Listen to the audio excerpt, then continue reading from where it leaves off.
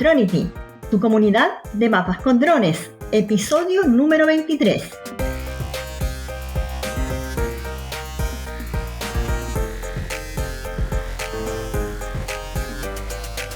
Muy buenos días a todo el mundo y bienvenidos al podcast donde conversamos de conceptos, aplicaciones y estrategias para descubrir el fascinante mundo de los mapas con drones. Hoy estamos junto a un invitado especial. Nuestro invitado de hoy es Werner Ibáñez. Él es director de la empresa GeoGlobality y consultor de geotecnología e instrumentación de topografía y monitoreo.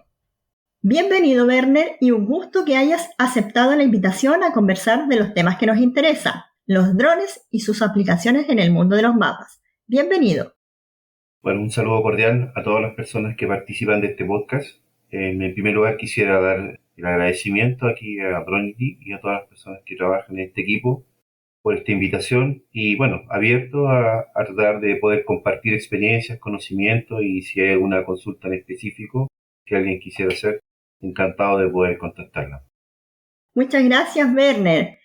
Y bueno, para partir, sabemos, Werner, que tienes mucha experiencia y dentro de esta experiencia que tú tienes está el área de diseño e integración de soluciones instrumentales, con estaciones totales, con sensores satelitales GNSS, con sistemas de levantamiento aeroterrestre usando drones y GNSS.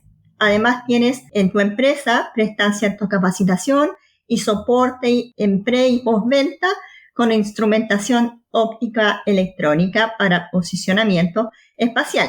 Vamos a ir hablando de muchas de estas cosas, así que bien, partamos, Werner, y cuéntanos, ¿cómo fue que iniciaste en este mundo de los drones? Bueno, la verdad, el inicio de los drones fue con una experiencia que tuvimos en el SAF, en la Fuerza Aérea. En la Fuerza Aérea, en los años 97, 98, 99, ellos instalaron y adquirieron la primera cámara aérea con soporte GPS. Bueno, habían otros fabricantes, pero en este caso, en el caso de Chile, la primera cámara oficial fue la Leica RC30. Y esta tenía un sistema que se denominaba ASCOT, que permitía el apoyo GPS terrestre, con el objeto de poder un poco disminuir el apoyo terrestre. Y a partir de ahí, como en los años 2005, 2006, también se empezaron a conocer los primeros desarrollos de drones, pero ya no con uso militar, sino que con uso más civil. Y ahí nació en Suiza la Swissdrone, donde empezaron a desarrollarse los primeros drones, pero ya eran drones a combustión. Le llamaban, más que drones, le llamaban aeronaves pilotadas en forma remota. Y a partir de ahí se nació un grupo de jóvenes que se separó un poquito de ahí y crearon lo que es el famoso iBotics. Y de ahí empezó, digamos, mi acercamiento, digamos, en lo que conocemos hoy día ya como drones DJI, etcétera. En el año, yo diría que alrededor del año 2013, 2014, por ahí, con iBotics fueron las primeras experiencias de utilizar la plataforma de drone para efectos fotogramétricos. De hecho, participamos ahí en unos ensayos en comparaciones de aviones tripulados con aeronaves no tripuladas, y cuál era la experiencia, cuál era la diferencia, y mucho importó la facilidad del flujo de datos. Eso creo que le dio mucho espacio, entre comillas, al drone. Perfecto, Werner. Entonces, en esta experiencia que tú comentas desde el año 2013, 2014, ¿cómo has visto la evolución del dron?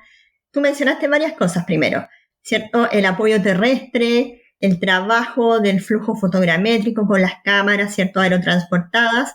Entonces, ¿cómo ves tú desde tu punto de vista como empresa proveedora de tecnología que estos instrumentos pueden ayudar hoy en día también a los profesionales que se están incorporando o que se están iniciando en el mundo de los drones?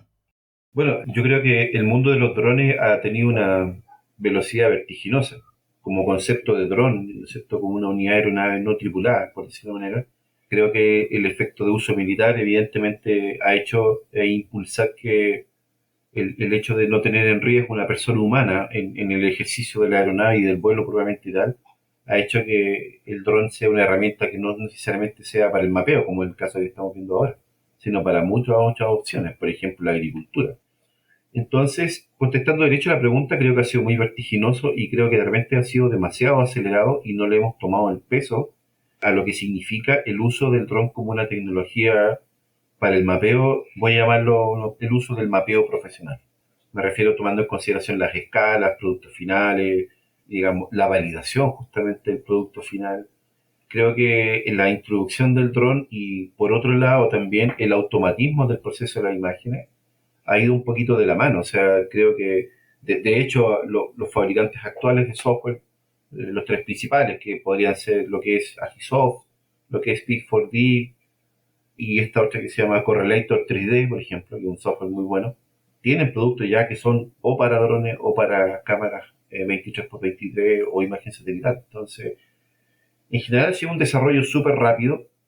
Creo que los organismos estatales no le han tomado el peso un poco a este tema. Creo que, independiente de la seguridad que significa tener una aeronave en vuelo, me refiero al producto, a la validación del producto. Yo creo que ha sido demasiado acelerado y creo que incluso nosotros mismos a veces como soporte es muy difícil seguir la velocidad digamos, de evolución. Hay que ver nomás DJI cada, me acuerdo todavía del Phantom 2, cuando ya estamos en el Phantom 4 RTK, en el Matrix, etc. Entonces, ha sido demasiado acelerado y creo que también eso va de la mano del avance de la electrónica digital. Creo que ha sido fundamental, principalmente todo lo que tenga que ver con la integración del posicionamiento, de los sensores inerciales, etcétera, todo eso. Así es, Werner. Es importante lo que mencionas de esta velocidad, de cómo la tecnología avanza y también avanza el tema de el uso de instrumental terrestre. Exacto. ¿Cierto? Sí. Entonces, en ese sentido, Werner, pensando en los sistemas que hay como para corregir coordenadas, ¿qué nos puedes contar tú de tu experiencia en términos del uso, en términos de la facilidad de la adquisición? Bueno, yo creo que para contestar esa pregunta hay que partir un poco de la historia. Y la historia dice que, digamos, las cámaras análogas, que cuando ya el GPS era una herramienta aceptada, porque lo puedo decir, hasta el año 95, 96, todavía no había geosensores que decían que el GPS no daba buenos resultados. Entonces, teniendo, digamos, sentadas las bases de que el sistema GNSS o GPS, etcétera, como quieran llamarle, ya era un sistema de posicionamiento validado, ¿ya? Voy a usar mucho validado, porque aquí habla mucho de precisión, pero también hay que hablar de validación, y son dos cosas muy distintas. En este caso, entonces, teniendo esta metodología de posicionamiento validada, empezó entonces este juego de integración. Y aquí, por eso digo historia, porque es muy importante, y de hecho la historia tiene un punto de inflexión en todo lo que significa la tecnología de geoespacial cuando se empiezan a integrar tecnologías. El caso más típico, por ejemplo, cuando se integró el distanciómetro electrónico con el teodolito óptico en la medición angular, que fue la antesala de una estación total. Y en este caso en particular, por ejemplo, en las cámaras análogas, cuando primero se integró un GPS de navegación para tener un posicionamiento mucho más preciso, entre comillas. Y luego cuando este GPS, más que posicionar, también empezó a grabar trayectorias, ¿ya? Eso significaba tener, bueno, la base de giro estabilizada con su cámara, etcétera, pero además un computador de vuelo que iba grabando todo lo que iba pasando. Y de ahí después la integración del GPS en términos de la señal de tiempo con el momento de disparo, ¿no es cierto? Para que el GPS sepa en qué momento se disparó, cosa de que cuando se calcula la trayectoria, sabe en qué momento se toma la fotografía y todas esas variables. Entonces, eso en realidad ya existía desde los años 96, 95, ¿ya? Entonces, ¿cuál fue el tema? El tema es que un sistema así tenía un costo que superaba los $350,000 fácilmente. Eso era un costo de lo que nosotros conocemos como hoy en día, no sé, por decir como el Phantom 4 RTK, por ejemplo, pero si lo llevamos a esa edad, eso es lo que valía, entre 200 y $300,000. Al tiempo después apareció el tema del IMU, ¿no es cierto? Que de alguna otra manera es un sensor que le dice al sistema, ¿no es cierto? Que hace el cálculo, que le dice cómo está. Estoy hacia adelante, con deriva, con rotación o con cabeceo en el fondo, ¿verdad? Tomando un lenguaje aeronáutico en realidad. Entonces, todos esos datos comenzaron a meterse dentro digamos, del proceso propiamente tal. Y ya no era solamente que el traslape, que los puntos de control y que tuviese un porcentaje de traslape, sino que también había una información de cómo realmente la fotografía se estaba tomando. Entonces empezó, obviamente, a entregar mucha riqueza a lo que hablamos como el modelo digamos, de fotogrametría digital. Las personas que comenzaron, obviamente, a desarrollar este sistema se empezaron a dar cuenta que el mismo vuelo podía aportar información al procesamiento de la triangulación desde la imagen, justo por estos sensores, porque antiguamente todo eso era una serie de perillas, ¿no es cierto? Cuando me ponían el stereoplotter y tenía que esto, uno puede ver el stereoplotter, por ejemplo, el IGM, que todavía están en un museito, creo, por ahí. Era un verdadero arte eso. Bueno, eso todo ahora está entre comillas, bajo un diseño y un modelo de integración de sensoramiento. Pero todo eso, uno es censar, pero otro es obtener el dato y que el dato sea útil. Entonces yo creo que ahí entra mucho de lleno una serie de sistemas, lo voy a llamar yo, más que instrumentación, una de sistemas que se empezaron a integrar a esta plataforma de aeronave. Y que obviamente a partir, yo la voy a poner como un punto de inflexión del 2000, que ya, digamos, fuera de ser tripulada, empezó a ser no tripulada. Entonces, obviamente los costos del vuelo bajan, ya era una cosa mucho más rápida, mucho más asequible a todo el mercado civil. Hoy uno, por ejemplo, cotizaba un levantamiento en avioneta, por ejemplo, me recuerdo muy bien, un Cessna 152, me parece, con una RC-10, me parece que eran 100 hectáreas, y salía una millonada. Si digo 50 millones, creo que era poco, ¿ya? Imagínense. Lo decía ahora con drones, es una locura en el fondo. Pero era eso lo que teníamos en el fondo en aquel momento. Entonces, claramente la integración de varios sistemas, ¿no? Dentro de los cuales obviamente que más conocemos nosotros y que manejamos diariamente el GPS como un sistema de posicionamiento, obviamente hizo un aporte muy importante porque como la aeronave en este caso, el aparato que toma la fotografía sabe dónde está, entonces en teoría también sabe en qué momento y en qué instante y dónde se tomó la fotografía. Antiguamente para las ecuaciones, ¿no es cierto?, colineales de la fotogrametría, el posicionamiento absoluto era el final, ¿no es cierto?, la famosa orientación absoluta. Pero nos cabeceamos con la relativa, ahí era la pelea. Pero ahora, al unir todo eso, podríamos dar que era un solo paso, lo que llamamos la famosa correlación, que, digamos, oficializó el famoso doctor Gelaba. Entonces hubo un plus, porque había una cosa que era la plataforma aérea, otra era la cámara, otra era el desarrollo, la digitalización, pero otra era el control terrestre. El control terrestre era clave. O sea, muchas veces proyectos se cayeron por un mal diseño del control terrestre. Entonces, el GPS, y más que solamente el posicionamiento, sino que el registro de observación de la trayectoria de vuelo, creo que le dio un punch sumamente importante. Y eso, obviamente, con el desarrollo de los equipos de posicionamiento geodésico, le dio un punch tremendamente importante. Yo me acuerdo, solamente aquí capaz que me estoy alargando con esto, pero una experiencia en que volamos, me acuerdo, en Chucky, y un Chucky se tomaba normalmente el vuelo al rasgo principal para efectos de monitoreo. Solamente hay perdón que te interrumpa, Chucky es Chuquicamata para nuestros oyentes de fuera de Chile. Okay. No, sí, no hay problema. En Codelco Chuquicamata hacíamos un vuelo una vez al año, digamos, para saber el fenómeno de subsidencia de la mina, es decir, cuánto cae o sube dependiendo un poco de la producción. Entonces, todo el control se hacía con estación total. No se podía hacer por GPS. ¿Por qué? Porque el marco de referencia de la mina Chuquicamata no es global, no es WGS y UTM, es local. De hecho, las coordenadas tienen 4 enteros y 3 decimales. E incluso habían coordenadas negativas. Claro, evidentemente que la entrada de las estaciones totales ahí obviamente igual era una ayuda tremenda, pero cuando entró el GPS fue mucho más porque el proceso de toma de muestra, yo voy a llamarlo así, de toma de muestra aéreo terrestre en Chuquicamata demoraba un mes, pero con GPS ese mes se llevó a una semana.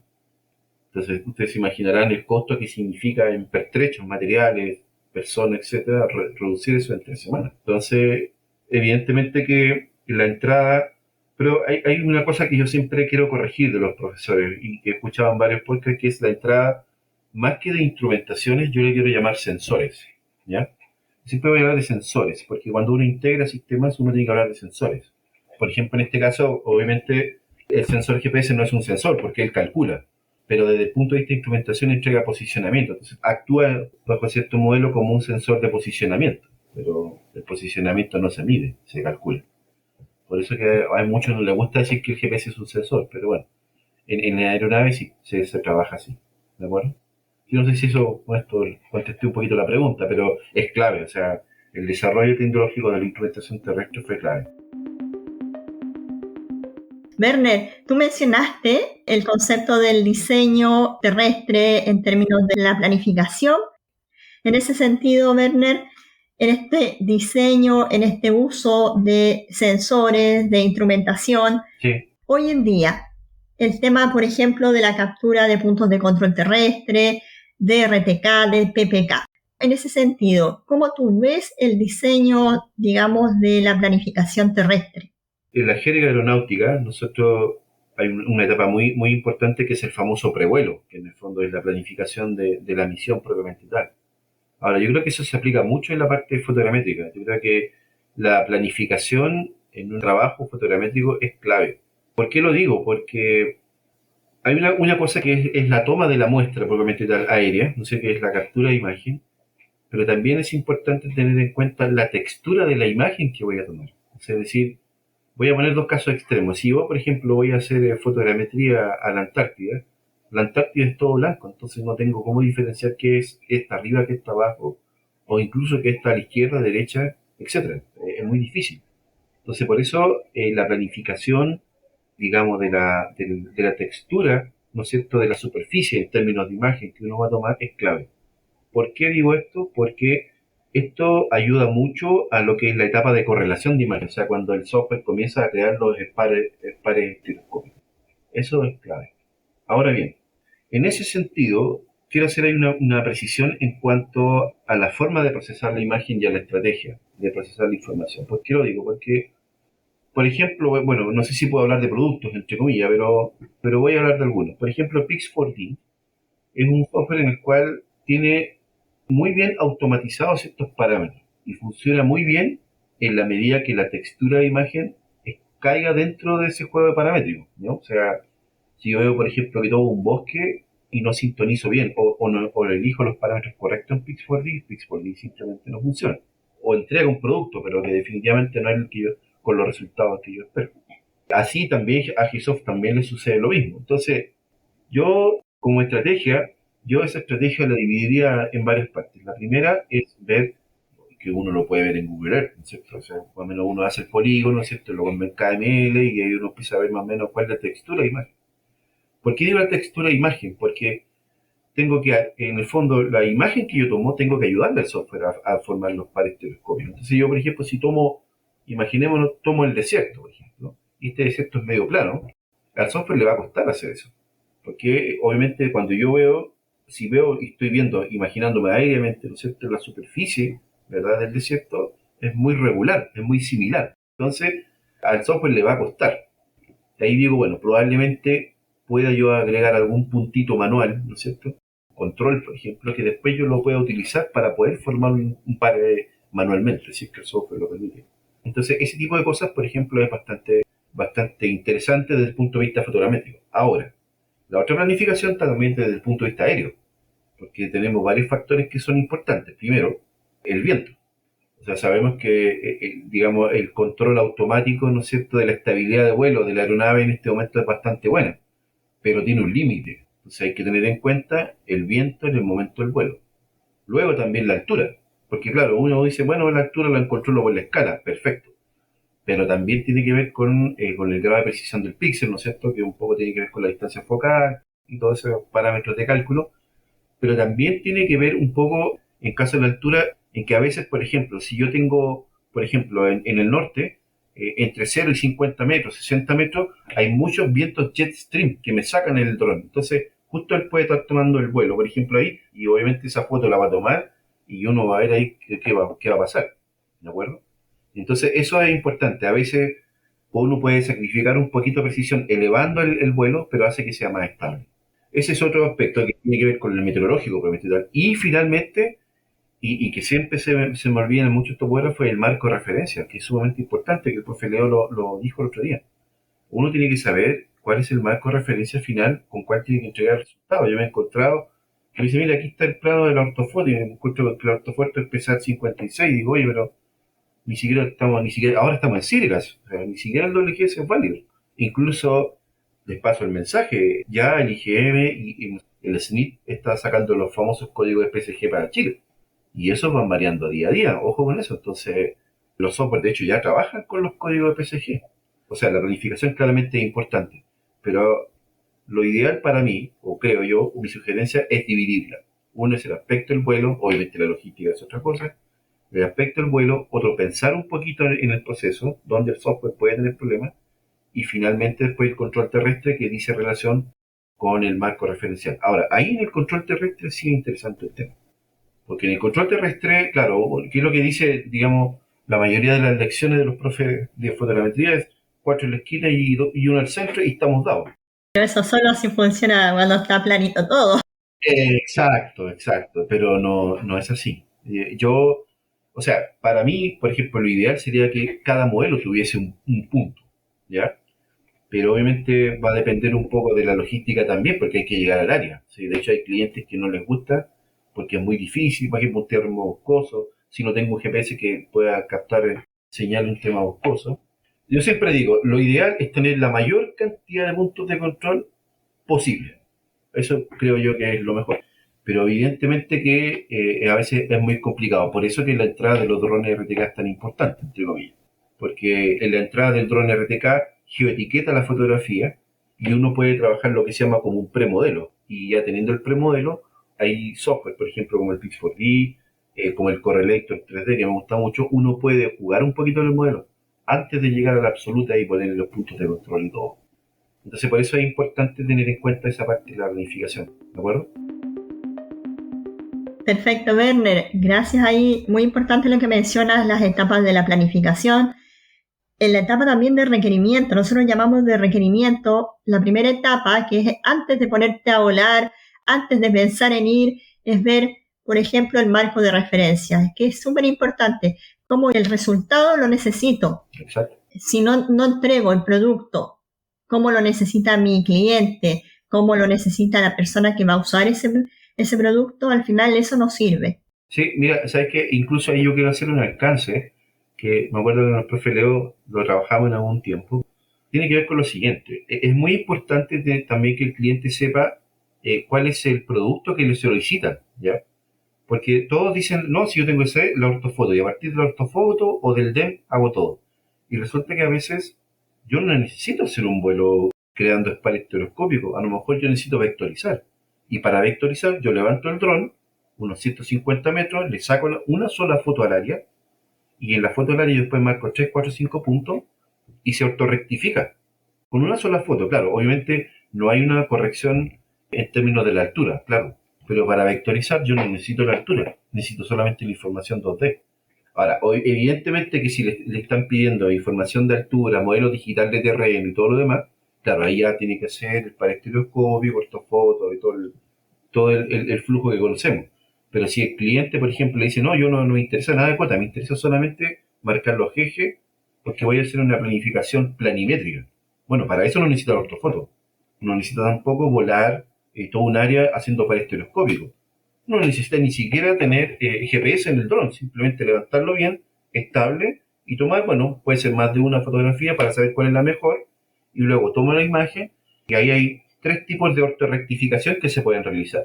Pero normalmente la que más yo digo es la de 5 puntos, porque incluso logra calcular también la inclinación y el factor de escala de la imagen.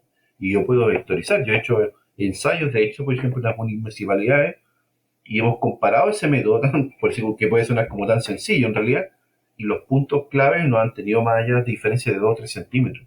Entonces ellos dicen, pero ¿para qué entonces huele tanto si una pura foto? Bueno, para eso hay que saber bien cuál es el producto final y a partir de eso definir cuál es la técnica de medición. Eso yo creo que es como lo primero que uno tiene que definir y a partir de definir el trabajo de medición, ahí bueno, definir todos los factores de planificación que se utilizan. Así es, tú mencionas ahí el tema de la captura de una imagen, de la ortorrectificación de esa imagen. Eso es fundamental pensando en un producto en 2 dimensiones. Exacto. Cuando quieres vectorizar, cuando quiero dibujar, exacto, trazar sobre una imagen. Si quisiera primero trazar o dibujar sobre la imagen sin ortorrectificar, eso no sirve. No, claramente no. Tiene que pasar por un proceso de rectificación, algunos le llaman pero en realidad es una ortorrectificación porque lo estoy llevando en el fondo a la superficie de red. Pero Porque uno lo podría hacer incluso hasta con un par de puntos, pero ¿cuál es la idea de tener incluso hasta 5 puntos? Este es saber que el software no solamente va a calcular, digamos, la rotación, ¿no es cierto?, y la traslación 2D de la imagen, sino que el estiramiento. Para efectos de levantamiento 2D es suficiente. Exacto. Werner, Sí. ustedes tienen experiencia en el diseño de soluciones. Por ejemplo, si una persona está partiendo, quiere iniciarse en el mundo de los mapas con drones, está viendo alternativas, ¿qué consejos tú les darías a esas personas? Yo creo que las personas que parten en este tema, yo creo que lo primero tienen que entender que un aparato aéreo por sí solo no le va a entregar un producto final. Eso es lo primero que hay que hacerle entender. El factor imagen dentro de un flujo de procesamiento de mapeo es parte de otras informaciones que también se pueden entregar. Es muy conocido de casos que, digamos, de sectores en Chile donde la medición fotogramétrica puede entregar una parte, pero la otra parte sigue siendo válida el levantamiento terrestre. Entonces, la persona que quiere entrar en el tema de los drones tiene que entender que lo que él está haciendo es un levantamiento aeroterrestre. No es un levantamiento ni aéreo ni terrestre, sino es aeroterrestre. Ambas partes inclusivas, no exclusivas. Eso es lo primero. ¿Eso qué significa? Significa que la etapa, ¿no es cierto?, del desarrollo de un proyecto, al momento de la captura de la información, va a tener dos etapas: el vuelo propiamente tal y la información de captura puntual que debe tener el terreno, que aporta, ¿no es cierto?, al proceso final de la imagen. Ahora, teniendo claro todo esto, ¿no es cierto?, también hay que decirle a la persona que tenga claro, ¿verdad?, que en Chile existe un marco, no quiero decir legal, pero sí hay un marco de validación de marcos de referencia que él tiene que entender claramente, que los productos finales se tienen que entregar como el cliente los quiere, pero tomando en consideración este marco de referencia nuevo que se llama CIRCA.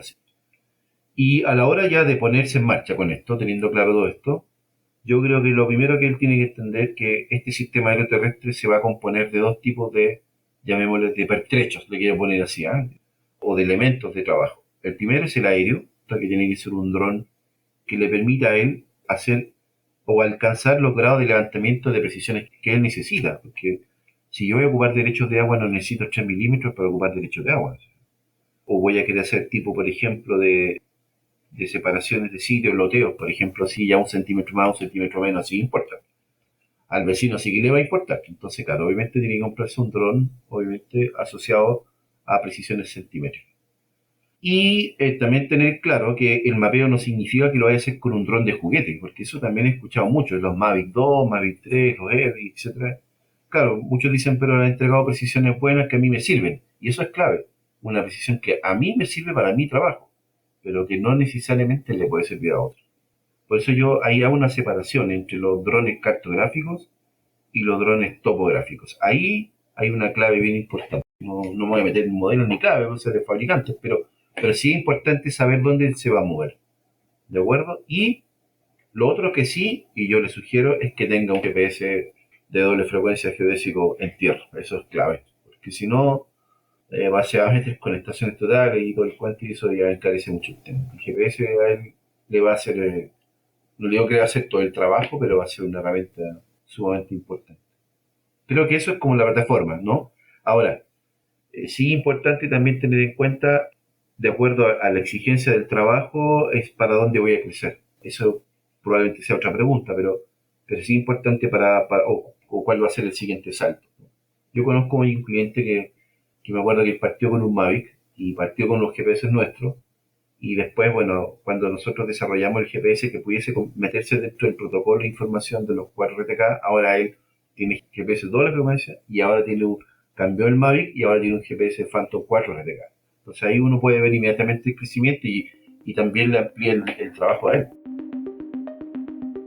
Interesante lo que mencionas. Efectivamente, nosotros hemos mencionado, cuando uno está aprendiendo, existe una categoría de drones, un conjunto de drones que me permiten a mí adquirir confianza con el equipo, saber cómo responde el equipo, en qué debo tomar acciones, consideraciones, cómo funciona. Después, cuando uno está haciendo los trabajos, por así decirlo, estos cambian. Otras marcas, otros modelos, pero tienen que ver con las prestaciones que uno necesita abordar con esos equipos. ¿Cómo me va a ayudar a mí en mi trabajo? Y después hay otro conjunto de drones que son mucho más sofisticados con integración con otros equipos, por ejemplo, con los RTK, con los sistemas de RTK. Entonces va a depender también de dónde esté la persona, cuál sea su objetivo y cómo va a ir haciendo la inversión desde el aprendizaje hasta ya cuando está consolidado como empresa. Werner, sí. ¿Cómo piensas este futuro de la tecnología, esta integración con los sensores, las distintas plataformas? ¿Cómo lo ves tú? Bueno, yo creo que el desafío es día a día. Para mí, en lo particular, creo que el desafío, y de hecho incluso creo que los fabricantes han respondido a ese desafío, es justamente la integración, digamos, de los datos que se capturan en forma terrestre y que se capturan en forma aérea. ¿Qué quiero decir con esto? Hemos hablado o se ha mencionado, ¿no es cierto?, este concepto de RTK y concepto de PPK. Para los que escuchan y que todavía un poco no entienden mucho, el RTK, ¿no es cierto?, es un posicionamiento preciso en tiempo real. O sea, el dron incluso se encendió, pasan unos segundos y ya está fijo. Fijo quiere decir que la posición tiene una precisión de aproximadamente menos de 5 centímetros. El vuelo se realiza con mucha precisión, pero paralelo a ello, el dron que tiene GPS profesional, le voy a poner un nombre así, también graba la trayectoria. Pero no graba la trayectoria a modo de coordenadas, sino que graba las observaciones que el GPS captura segundo a segundo. Y esa información, junto con la información de base, puede pasar por un postproceso y calcula lo mismo que calcula el RTK, pero en postproceso. Y evidentemente las precisiones son mucho mayores. Entonces, teniendo claro este escenario, ahí yo creo que el desafío está justamente en juntar ahora todas las constelaciones. ¿Por qué lo digo? Porque hay drones actuales todavía que son GPS más GLONASS. Entonces, no quiero decir que el GLONASS no sea una mala constelación, por el contrario, pero no tiene muy buen comportamiento a la hora de generar lecturas bajo movimiento, así como es una aeronave, ¿ya? Entonces, por eso hay algunos usuarios que como que no le creen mucho ni al RTK ni al PPK porque les cuesta mucho fijar. Y claro, es porque son GPS más GLONASS.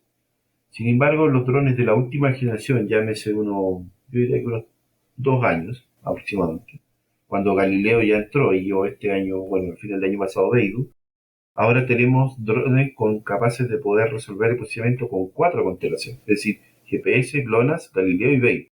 Y han ido también, incluso los procesos, han ido mejorándose de manera tal de que si yo veo que GLONASS no me aporta nada, o sea, yo lo registro, pero no lo utilizo internamente en el cálculo.